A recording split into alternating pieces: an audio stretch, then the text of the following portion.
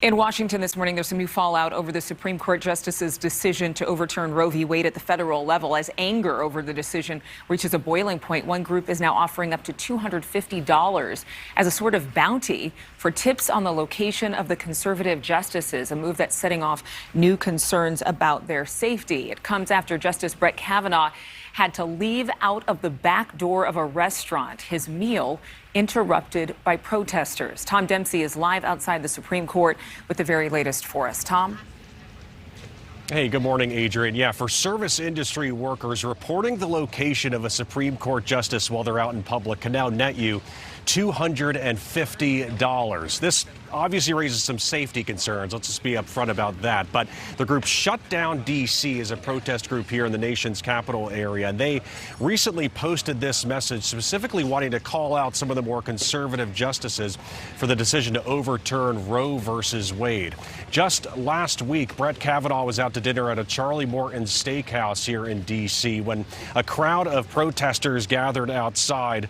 And as you were saying, Adrienne, Kavanaugh needed to leave through a side exit at the restaurant. Important to note, no reports of any violence during all this, but the restaurant called the protests selfish and void of any decency. Check out this statement from Charlie Morton Steakhouse saying that Brett Kavanaugh and patrons there were unduly harassed by unruly protesters. Politics should not trample the right to congregate and eat dinner. There's a time and place for everything, and disturbing this dinner was an act of selfishness and void of decency. Also important to note, just this past weekend, there was also protests outside the White House calling on President Biden to do something in the wake of that Roe v. Wade decision getting overturned.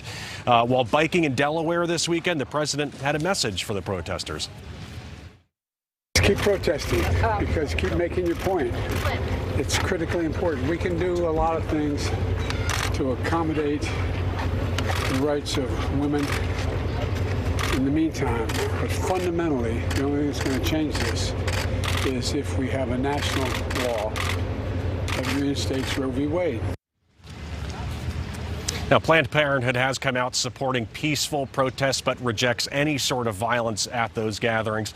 Also important to note that the Congress passed legislation last month approving extra security outside the homes of Supreme Court justices. We've seen some small protests happening outside the homes of Justices Clarence Thomas and Brett Kavanaugh, for example, in the wake of that decision to overturn Roe versus Wade. No reports of any violence with those, but one investigation, actually, the arrest of a man last month, Adrienne, coming from a man traveled all the way from California, according to police, with zip ties, pepper spray, and a gun. And he allegedly wanted to murder Justice Brett Kavanaugh.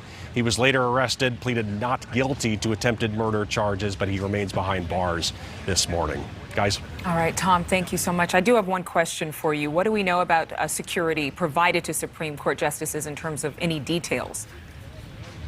Well, yeah, that's the thing. The extra security, that's the bill that was passed by Congress last month. That provides extra security outside their homes, and I believe security when they're getting around. But that also extends to the families of the Supreme Court justices and even some officers of the court when deemed necessary. So Congress clearly wanted to act as these protests continue to grow in the wake of that big decision.